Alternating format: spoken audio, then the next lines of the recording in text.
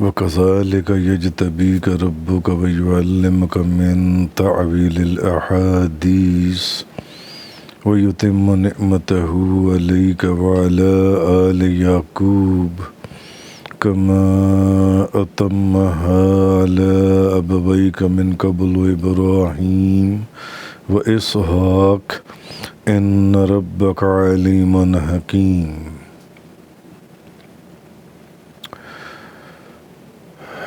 آج سورہ یوسف کی آیت نمبر 6 سے بیان ہے۔ اور اسی طرح تمہارا رب تمہیں منتخب فرمائے گا اور تمہیں خوابوں کی تعبیروں کا علم عطا فرمائے گا، اور تم پر اور آل یعقوب پر اپنی نعمت کو مکمل فرمائے گا، جس طرح اس سے پہلے اس نے اس نعمت کو تمہارے باپ دادا ابراہیم اور اسحاق پر مکمل فرمایا تھا۔ بے شک تمہارا رب خوب جاننے والا نہایت حکمت والا ہے۔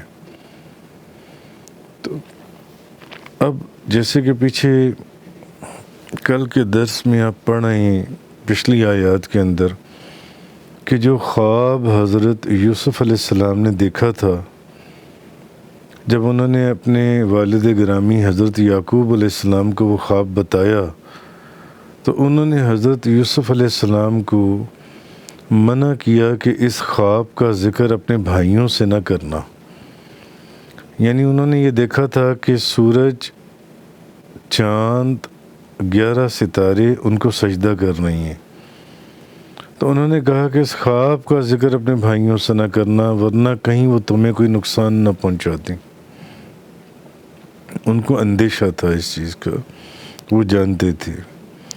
اب آگے آیت نمبر 6 میں فرمایا اور اسی طرح تمہارا رب تمہیں منتخب فرمائے گا، تمہیں منتخب فرمائے گا اور تمہیں خوابوں کی تعبیروں کا علم عطا فرمائے گا، اور تم پر اور آل یعقوب پر اپنی نعمت کو مکمل فرمائے گا، جس طرح اس سے پہلے اس نے اس نعمت کو تمہارے باپ دادا ابراہیم اور اسحاق پر مکمل فرمایا تھا۔ بے شک تمہارا رب خوب جاننے والا نہایت حکمت والا ہے۔ اب کہا یہ جا رہا ہے، یعنی اللہ تعالیٰ نے تمہیں یہ جو خواب دکھایا ہے، ایک عظیم خواب تم نے دیکھا ہے کہ ایک سورج، چاند اور 11 ستارے حضرت یوسف علیہ السلام کو سجدہ کر رہی ہیں۔ تو یہ خواب جو اللہ نے تمہیں دکھا کر تمہیں جو شرف بخشا ہے اور تمہیں جو مرتبہ اور مقام عطا فرمایا ہے، اسی طرح اللہ تعالیٰ اس کے علاوہ اور بڑے بڑے عظیم مرتبوں اور مقامات اور کاموں کے لیے تمہیں منتخب فرمائے گا۔ یوسف تمہیں منتخب فرمائے گا، جیسے یہ خواب اللہ نے تمہیں دکھایا ہے، اس سے بھی بڑے بڑے کام تمہارے جو اللہ پاک تمہیں عطا فرمائے گا۔ تو اللہ تعالیٰ تمہیں نبوت کے لیے منتخب کرے گا، اور اللہ تعالیٰ تمہارا درجہ بلند کرنے کے لیے تمہیں عظیم مرتبہ دینے کے لیے منتخب کرے گا۔ کوئی بہت بڑا، جب کسی کو کوئی مرتبہ دینا ہو تو جس کو دینا ہوتا ہے اس کا انتخاب کیا جاتا ہے، اس کو منتخب کیا جاتا ہے، اس کا چناؤ کیا جاتا ہے، اس کے بعد پھر اس کو وہ مرتبہ اور مقام دیا جاتا ہے۔ تو تمہیں منتخب فرمائے گا۔ تو اصل میں حضرت یوسف علیہ السلام کی تعریف فرمائی گئی کہ اللہ تعالیٰ نے ان کو زمین کے خزانوں پر اقتدار دیا اور خواب کی تعبیر کا علم عطا فرمایا۔ اللہ تعالیٰ نے حضرت یوسف علیہ السلام کو خوابوں کی تعبیر کا علم عطا فرمایا، اور یہ ایک بڑی زبردست چیز ہے، حضرت یوسف علیہ السلام کا معجزہ تھا۔ تو اس کے بعد فرمایا کہ تم پر اور آل یعقوب پر اپنی نعمت کو مکمل فرمائے گا، تم پر اور آل یعقوب پر، جس طرح اس نے نعمت کو تمہارے باپ دادا ابراہیم اور اسحاق پر مکمل فرمایا تھا۔ تم پر اور آل یعقوب پر اپنی نعمت کو مکمل فرمائے گا، جس طرح تمہارے باپ دادا ابراہیم اور اسحاق پر اس نے اپنی نعمت کو مکمل فرمایا تھا۔ اب پھر وہ ایسی نعمت کون سی ہو سکتی ہے جس کی سملیرٹی میں یا ریزیمبلنس میں یہ چیز فرمائی جا رہی ہے کہ تم پر اور آل یعقوب پر وہ نعمت جس طرح تمہارے باپ دادا ابراہیم اور اسحاق کے اوپر اپنی نعمت کو جو ان سے وہ مکمل فرمایا تھا۔ تو اصل میں وہ نعمت جو حضرت یوسف علیہ السلام اور ان کے باپ دادا میں کامن تھی یا سملر تھی، وہ نبوت تھی، وہ نبوت ہے۔ یعنی کیونکہ اسی نعمت کی وجہ سے حضرت ابراہیم اور حضرت اسحاق علیہ السلام کو باقی لوگوں کے اندر ایک امتیاز حاصل تھا، باقی انسانوں کے اندر ایک امتیاز حاصل تھا۔ تو ہم یعنی وہ جو نبوت کی تکمیل ہے، تکمیل نعمت کی جو تکمیل ہے، جیسے ہم نے ان کو نبوت عطا فرمائی تھی، ہم آپ کو بھی اسی مرتبے اور مقام یعنی اس سے نبوت مراد ہے۔ تو علامہ قرطبی لکھتے ہیں کہ حضرت یوسف علیہ السلام کو خواب کی تعبیر کا علم، جو خواب کی تعبیر کا علم دیا گیا، وہ 40 سال کے بعد دیا گیا تھا۔ 40 سال کے بعد حضرت یوسف علیہ السلام کو خوابوں کی جو تعبیر ہے اس کا علم، اور حضرت یوسف علیہ السلام وہ فرماتے ہیں کہ جو خواب کی تعبیر کر دیتے تھے اس تعبیر میں ذرا سا بھی فرق نہیں ہوتا تھا، ذرا سی بھی خطا نہیں ہوتی تھی اس تعبیر کے اندر۔ اور یہ حضرت یوسف علیہ السلام کا معجزہ تھا کہ وہ جس شخص کا جو خواب سنتے اور اس کی جو تعبیر بتاتے وہ ویسی واقعہ ہوتی تھی۔ یہ خوابوں کی جو تعبیر ہے یہ حضرت یوسف علیہ السلام کا معجزہ تھا جو ان کو اللہ تعالیٰ نے عطا فرمایا تھا کہ وہ خواب کی جو تعبیر فرماتے تھے وہ بے عین ہی ویسے ہی پوری ہوتی تھی جیسی حضرت یوسف علیہ السلام اس کی تعبیر بتاتے تھے، کیونکہ خواب کی تعبیر بتانا ہر کسی کے بس کی بات نہیں ہے۔ لوگ تو یہ بھی نہیں جانتے کہ خواب بتانا کس کو ہے اور کس کو نہیں بتانا، کیونکہ جیسا کہ احادیث سے ثابت ہے کہ جو بندہ آپ کا خیر خواہ نہیں ہے اس کو اپنا خواب مت بتائیں۔ خواب اس کو بتانا چاہیے جو آپ کا خیر خواہ ہو، اور جو آپ کا دشمن ہے اس کو اگر آپ خواب بتائیں گے اور وہ کوئی غلط تعبیر کر دے گا تو پھر اس کے ویسے ہی اثرات بھی ظاہر ہوں گے۔ اس لیے خواب اس کو بتاؤ۔ تو لوگوں کو تو یہ نہیں پتا کہ خواب بتانا ہے کس کو ہے اور کس کو نہیں بتانا۔ یا تو کسی صاحب علم کو بتاؤ، جاہل کو نہ بتاؤ، لیکن جس کو بھی بتاؤ یہ دیکھ لو کہ وہ آپ کا خیر خواہ ہے، کہیں آپ کا دشمن نہ ہو یا آپ سے حسد اور بغض نہ رکھتا ہو۔ اسی لیے حضرت یعقوب علیہ السلام نے حضرت یوسف علیہ السلام کو منع کیا کہ یہ جو عظیم خواب تمہیں دکھایا گیا ہے اس خواب کا ذکر کسی کے سامنے، اپنے بھائیوں کے سامنے نہ کرنا۔ انہیں منع کیا گیا حضرت یوسف علیہ السلام کو۔ بہرحال آگے فرمایا لقد کان فی یوسف و اخوتہ آیات للسائلین، بے شک یوسف اور ان کے بھائیوں کے قصے میں پوچھنے والوں کے لیے بہت نشانیاں ہیں، بہت نشانیاں ہیں۔ حضرت یوسف علیہ السلام اور ان کے بھائیوں کے قصے میں پوچھنے والوں کے لیے بہت نشانی ہیں۔ تو اب نشانیاں کس چیز کی ہیں؟ حضرت یوسف علیہ السلام کے اور ان کے بھائیوں کے قصے میں یہ جو اللہ پاک نے یہاں پر فرمایا آیت نمبر 7 کے اندر۔ اچھا، بھائیوں کا آپ سے حسد اور اس کا انجام،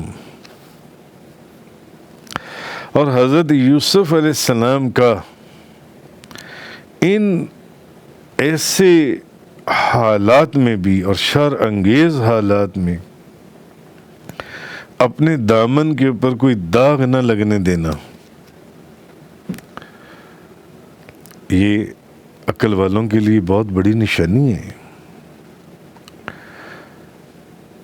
پھر غربت اور غلامی کی رسوائیاں جو میں نے کل پرسوں ذکر کیا تھا، پھر سخت قید خانے کے اندر قید ہو جانا،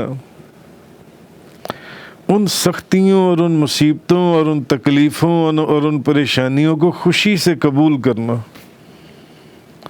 فقط اللہ کی رضا کے لیے ان چیزوں کو برداشت کرنا، اور پھر جب مصر کے بادشاہ بنے، اقتدار میں آنے کے بعد جن بھائیوں نے ان کو قتل کرنے کی، ان کو مارنے کی جو سازش کی، چاہتے تو ان سے بدلہ لے سکتے تھے، مگر ان کو معاف کر دینا۔ حضرت یوسف علیہ السلام کا حزن و ملال، اور پھر جدائی کی سینکڑوں راتیں، ہزاروں راتیں اور دن، اپنے ماں باپ سے جس جدائی کے اندر انہی بھائیوں کی وجہ سے کتنے سالوں کے بعد جا کر اپنے والد گرامی حضرت یعقوب علیہ السلام سے ملاقات ہوئی جون سی۔ اگر ان ساری چیزوں کو، جس کا تھوڑا سا اس کو سمرائز کر اس کا کنکلوژن جو کل پرسوں کے بیان میں نے عرض کیا تھا، اس کو سوچا جائے تو بہت سی نشانیاں انسان کے اوپر کھلتی ہیں۔ نیکی کی طرف، نیکی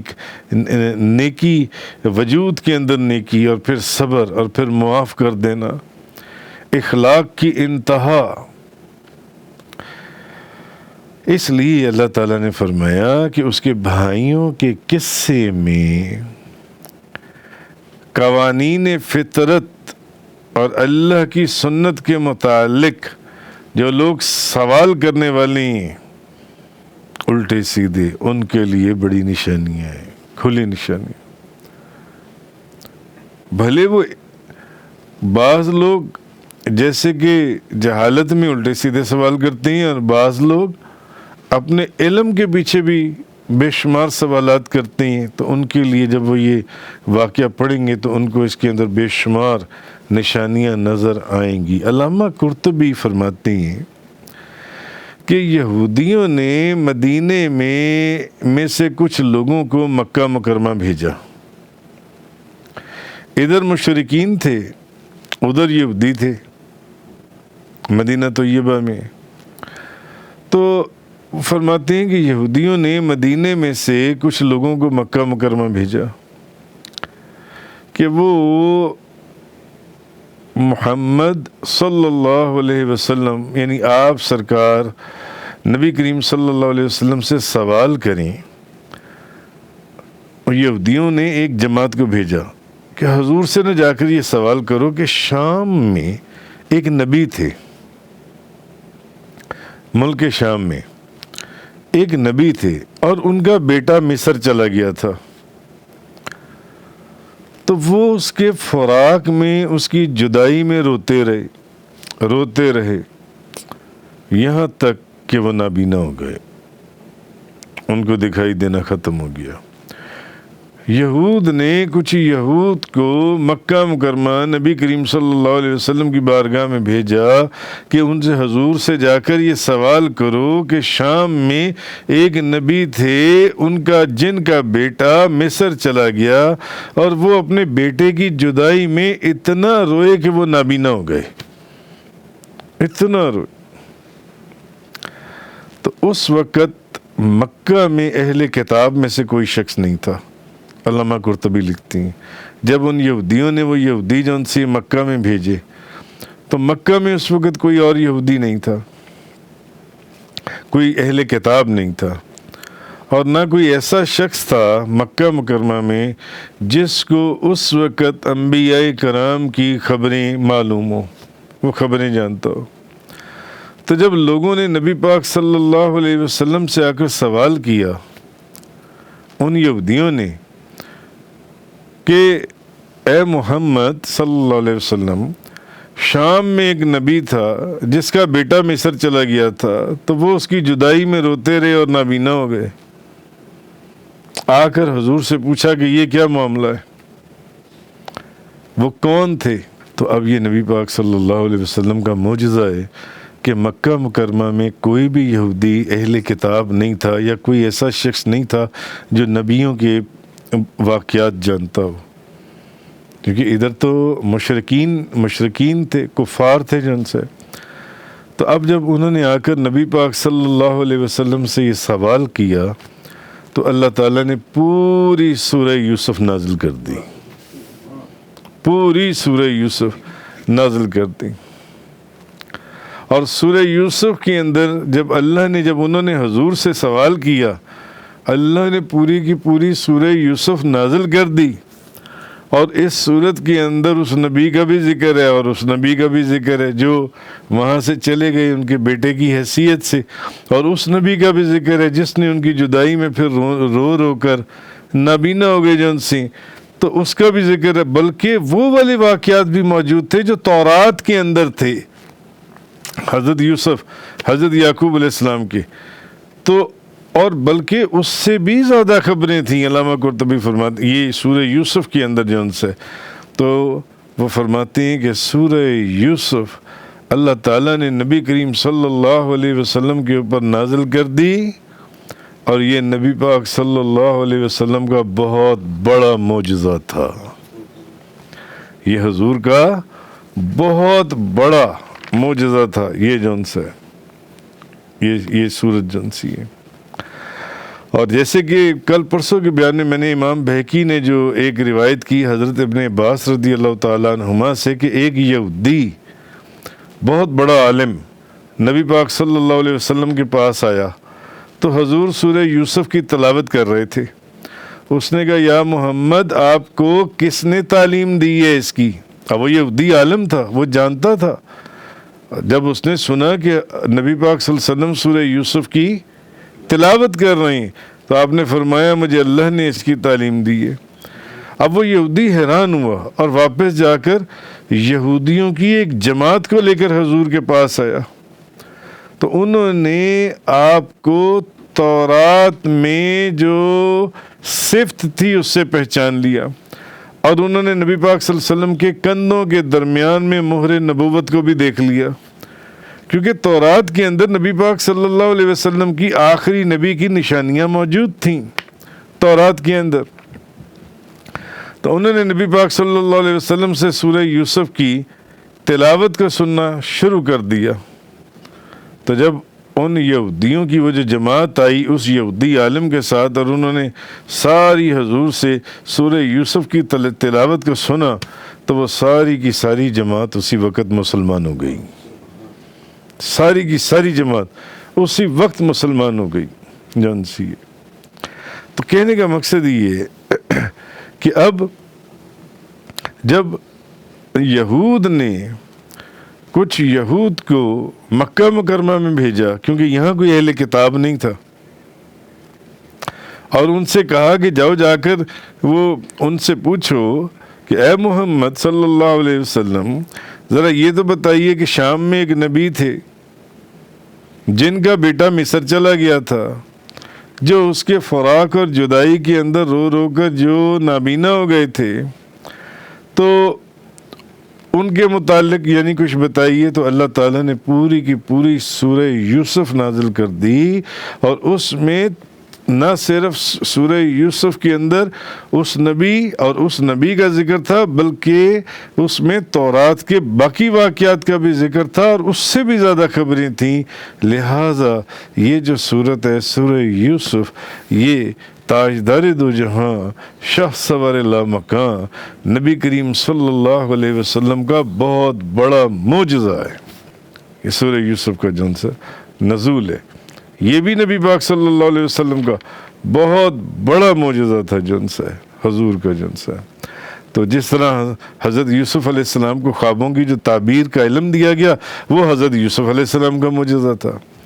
تو نبی پاک صلی اللہ علیہ وسلم تو سر اقدس کے بال مبارک سے پاؤں کے ناخن تک معجزہ ہی معجزہ، ہر چیز حضور کا معجزہ ہی معجزہ۔ تو حضور کے لیے یہ سورہ یوسف کا نزول بھی بذات خود ایک معجزہ ہے۔ تفسیر قرآن کا یہ لیکچر انگلش میں سننے کے لیے براہ کرم ڈسکرپشن میں موجود لنک پر کلک کریں۔